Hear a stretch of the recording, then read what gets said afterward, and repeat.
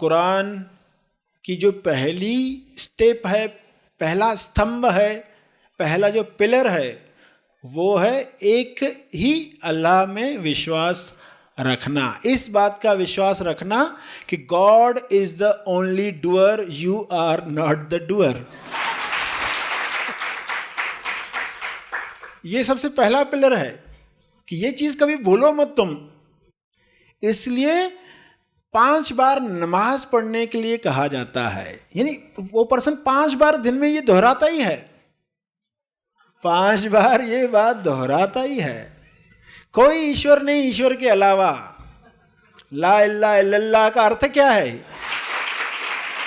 इसका अर्थ यही है कि ईश्वर के अलावा कोई ईश्वर नहीं, व्यक्ति ईश्वर नहीं है। ये बार बार बताया गया कि कोई व्यक्ति ईश्वर नहीं है, एक ही ईश्वर है, वही डूअर है, तुम करता नहीं हो। और लोग ये 5 बार पढ़ते हैं, सुबह से लेकर रात तक वो 5 बार पढ़ते हैं। सुबह में पढ़ेंगे, दोपहर होने से पहले पढ़ेंगे, शाम ढलने से पहले पढ़ेंगे, यानी आफ्टरनून में पढ़ने वाले हैं, फिर शाम हो जाने के बाद और फिर दिन की समाप्ति पर। ऐसे 5 बार नमाज पढ़ते हैं, जिसमें ये बातें कंपलसरी दोहराई जाती है। उनको ये कहना ही है अल्लाहु अकबर, यानी God is great, God is great, वही ग्रेट है, वही सब कर रहा है। 5 बार नमाज पढ़ते वक्त क्या चल रहा है? हकीकत में ईश्वर की सराहना होती है, ईश्वर की सराहना। क्या सराहना? कि ईश्वर ग्रेट है, वही डूअर है, उसने ही संसार बनाया है, उसकी सराहना चलती है। मक्का की तरफ चेहरा करके नमाज पढ़ने के लिए कहा जाता है। मक्का की तरफ चेहरा करके पढ़ो, यानी ये बाहर का कुछ इशारा दिया जाता है, ये समझ कि तुम नमाज पढ़ रहे हो तो उसी चीज की तरफ चेहरा करो, यानी अल्लाह की तरफ ही तुम्हारा ध्यान हो। मक्का की तरफ, वेस्ट की तरफ, पश्चिम की तरफ चेहरा करके वे बैठने वाले हैं, विशेष आसन में बैठने वाले हैं। ये बाहर से दिख रहा है, हाथ ऊपर करेंगे, कृपा बरस रही है, कृपा को रिसीव करने के लिए ग्रहणशीलता का आसन है वो, तो वो हाथों को ऊपर करेंगे, नमाज पढ़ेंगे, और फिर अपने बॉडी पर वो हाथ घुमा रहे हैं, यानी वो जो कृपा रिसीव की है आप पूरी बॉडी में उसको आत्मसात कर लिया, ले लिया पूरा। यह नमाज पढ़ना, नमाज पढ़ने का अर्थ ही क्या है? नज़दीक जाना। नमाज पढ़ने का अर्थ है नज़दीक, सलत शब्द कहा जाता है, उसका अर्थ है नज़दीक, किसी चीज़ के नज़दीक जाना, उसमें प्रवेश करना, किसी चीज़ के नज़दीक जाना, उसमें प्रवेश करना नमाज का अर्थ है।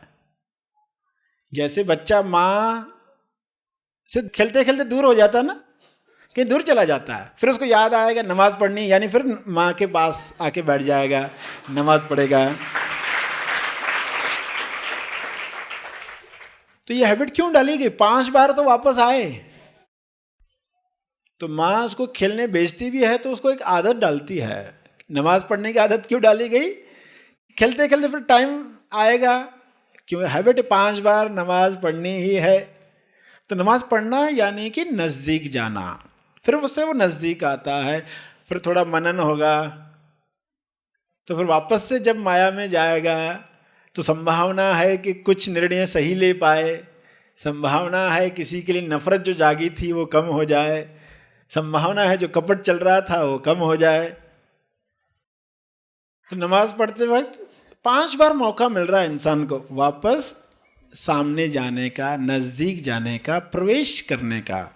ये अगर चलता रहा तो हज हो सकता है, तो तीर्थ हो सकता है, तब वो इरादा ईश्वर के दर्शन का। हज का अर्थ ही है ईश्वर का दर्शन करने का इरादा, ईश्वर का दर्शन करने का इरादा, अल्लाह के दर्शन करने का इरादा। अल्लाह अकबर, अल्लाह अजान दी जाती है, अजान होती है, कोई ज़ोर से ये दोहराता है, मस्जिद से आवाज़ उठती है और हर मुसलमान को बता दिया गया है कि जब भी वो आए तो तुम उसका जवाब दो। भली ऐसी स्थिति है कि ज़ोर से नहीं दे सकते तो मन में जवाब दो। वो जो अजान उठी है, ये व्यवस्था थी, लोगों को कैसे याद रहे, अपना कामकाज करते हुए, कहीं मस्जिद होगी आजू बाजू में, वहाँ से आवाज़ आएगी तो उसको याद आएगा। ऐसी व्यवस्थाएं होनी चाहिए, व्यवस्थाएं बढ़ते रहनी चाहिए, क्यों इंसान जल्दी भूल जाता है, उलझ जाता है, अहंकार में फंस जाता है, श्रेय लेने लगता है, क्रेडिट लेने लगता है, फंसते जाता है। तो उसको कंटिन्यूस याद आनी चाहिए। तो ऐसी व्यवस्थाएं की गई कि कोई ज़ोर से अजान देता है, पुकार देता है, अल्लाह अकबर, अल्लाह जो कहा जाता है, तो वो पर्सन कहीं पर भी है तो उस भाव में चला जाता है। भाव सबसे ज़्यादा इम्पॉर्टेंट है। भाव को टिकाए रखने के लिए बाहर की क्रियाएं, क्योंकि भाव के साथ अगर वाणी क्रिया नहीं जोड़ी तो विचार कैसे भी चलते रहेंगे। भाव के साथ विचार कैसे भी भाग सकते यहाँ वहाँ, भाव को वो खत्म कर देंगे। तो भाव के साथ वाणी और क्रिया दोनों जोड़ दी, यानी पर्सन को एक पोस्चर में बैठने के लिए कहा जाएगा, इस तरह हाथ उठाने के लिए कहा जाएगा, इस तरह की मुद्रा में बैठने के लिए। ये क्यों दिया गया? इस तरह वाणी में इस तरह के शब्द कहने हैं, तुमको भी प्रतिसाद देना है, उनको कहा गया तुमको भी प्रतिसाद देना है। तो वाणी भी उसी में लग जाएगी, क्रिया भी उसी में लग जाएगी, तो भाव को मौका मिलेगा पूरा उठने का, विचार यहाँ वहाँ नहीं भागेंगे। तो ये पर्पस था। क्यों क्रियाएं दी जाती है, हर धर्म मजहब की क्रियाएं अलग अलग क्यों है? उस वक्त के हिसाब से उस व्यवस्था को बनाने के लिए कुछ दिया गया है, जिसका बहुत बड़ा महत्व है। तो पहले पिलर के बाद दूसरा पिलर जो है बंदगी का, प्रेयर का।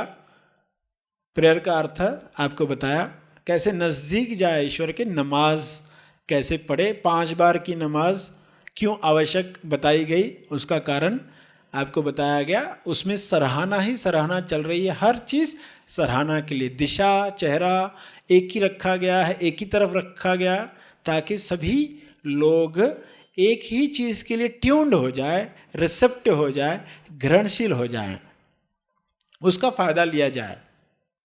ये दूसरा पिलर आया। तीसरा पिलर आया ज़कात।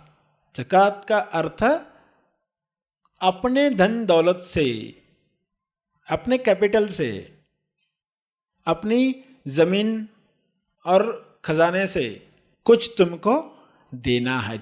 40 हिस्से उसके किए अगर, तो एक हिस्सा आपको देना है गरीबों के लिए, जो गरीब है। ये देखो नियम बनाया गया, क्यों आवश्यक होगा? भाईचारा मुस्लिम धर्म का नारा है, भाईचारा नारा है।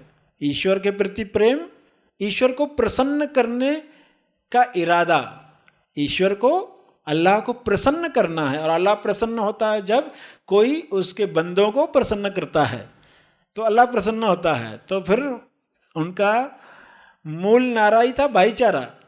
तो इसलिए ज़कात का नियम डाला गया कि तुम ईद मना रहे हो, कुछ लोग शायद ईद नहीं मना पा रहे हो, तो तुम्हें क्या करना है? ज़कात देनी है। जो भी एनुअल इनकम है उसके 40 हिस्से करने, ऐसा नहीं। तुम्हारे पास बाकी सब भी जो कैपिटल है, बाकी जो भी दौलत है, जेवर है, सोना है, सब के आपने मिलाकर अगर 40 हिस्से किए तो एक हिस्सा 2.5% कहा गया तुम दे दो, दान करके भी नहीं, क्योंकि तुम्हारे पास अमानत है ईश्वर की। वो ऐसा नहीं कहा कि दान करो, तुम्हारा है ऐसा कहा ही नहीं, ये तो अमानत है, उसमें से 2.5% दे दो। तो किन लोगों को दे दो? कि जो उस कम्युनिटी में, जो उस धर्म में जो आजू बाजू में लोग हैं, जो गरीब है, जो गुलाम है, तो गुलामों को आज़ादी दिलाने के लिए वो धन दो। गरीबों को खाना खिलाने के लिए कुछ धन दो, विधवाओं के भले के लिए धन दो, ये कंपलसरी बताया गया। ये तीसरा पिलर है, तीसरा स्तंभ है इस्लाम धर्म का। और चौथा जैसे बताया रोज़ा है, रमज़ान का महीना है, इसमें ये उपवास तो करना ही, और बीच बीच में कई बताए गए हैं। सबसे मुख्य ये बताया गया क्योंकि इसमें मनन होने वाला। तो फिर पेट का भी, पाप का भी, पैटर्न्स मान्यता पीएम का भी उपवास जब हो गया तब वाकई में रोज़ा हुआ। कोई सोच ले मैंने खाना नहीं खाया रोज़ा हो गया, तो उसने पूरा अर्थ लिया ही नहीं। पूरा अर्थ लेना है तो कंप्लीट उपवास होना चाहिए। कंप्लीट उपवास इसलिए भी कहा गया कि जो अमीर लोग हैं जब तक भूखे नहीं रहेंगे तब तक किसी भूखे की फीलिंग को समझ नहीं पाएंगे। किसी की फीलिंग समझने के लिए भी उसमें से गुजरता है, जब कोई क्या तकलीफ होती है तो वो समझ पाता है। तो इस तरह ये कंपलसरी कहा गया कि जो भी रख सकता है, यानी बच्चे नहीं रख सकते तो उनको छूट दी गई, बीमार है उसको छूट दी गई, मगर ऐसा नहीं कहा बीमार छूट ठीक होने के बाद फिर रखना, उनको कहा गया जब ठीक हो जाए। बूढ़ा है तो नहीं रख सकता तो उनको छूट दे दी गई। और इससे अलावा जो आत्मसंयम रोकना, जो बात आई, आत्मसंयम कैसे बढ़े, संकल्प शक्ति कैसे बढ़े, जब कर पाएगा पर्सन तो उसका आत्मविश्वास बढ़ता है कि वो कर पाएगा। क्योंकि वो नहीं होता तो ईमान डोलता है, ईमान डगमगाता है। तो ये कैसे आत्मसंयम बढ़ाने के लिए भी दिया गया। देखो कितने सारे फायदे हैं, उस तरह का सब दिया गया। भूख क्या याद दिलाए, वो कौन सी उपासना करवाए, उससे उपासना होनी चाहिए, मनन होना चाहिए। तो इतना बड़ा मौका क्रिएट किया गया कि लोग उसका पूरा फायदा उठाएं, इरादा करके उठाए। फिर इंसान हज की तैयारी करेगा, हज से जाकर आएगा और फिर कंप्लीशन होगी, आत्म साक्षात्कार हुआ, उसकी ईद मनाई जाएगी। ये 5 पिलर दिए गए।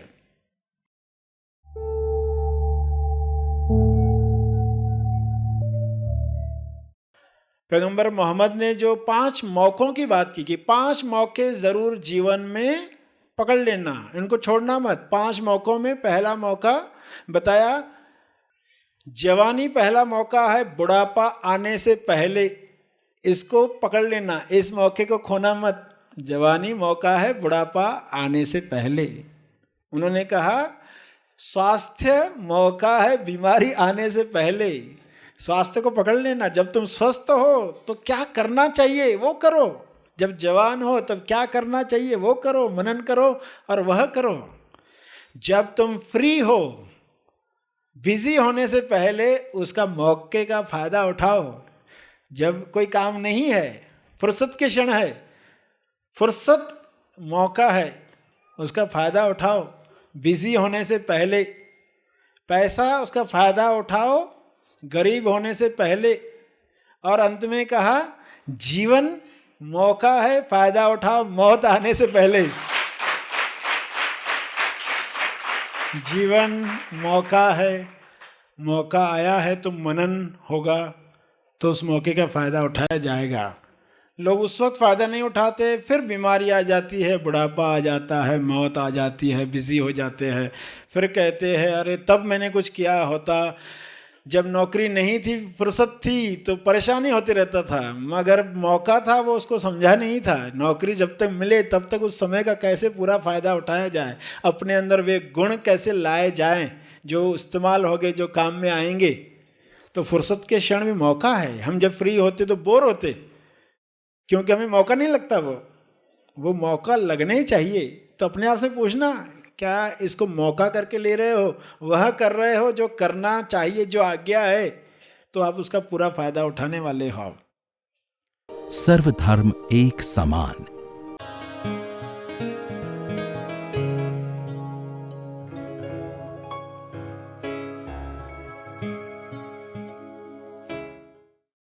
हर धर्म ने एक ही सत्य की तरफ इशारा किया है। ये समझ प्राप्त करेंगे। सरश्री ने विभिन्न धर्मों पर संतों की जीवनी और सिखावनियों पर समझ दी है, जैसे इस्लाम धर्म के 5 स्तंभ, सच्ची ईद कैसे मनाएं, सच्चे सिख कैसे बने, life and teachings of Guru Nanak, Krishna चेतना की पहचान, सत्य की दास्तान, कृष्णा कॉन्शियसनेस, मन पर विजय, भगवान महावीर का जीवन दर्शन, मुक्तिदाता, चैतन्य चेतना, life and teachings of Jesus Christ, स्वबोध, भगवान बुद्ध का जीवन दर्शन और उनकी शिक्षाएं, इन सभी विषयों पर आए मार्गदर्शन को सुने और इस विषय का पूर्ण लाभ लें।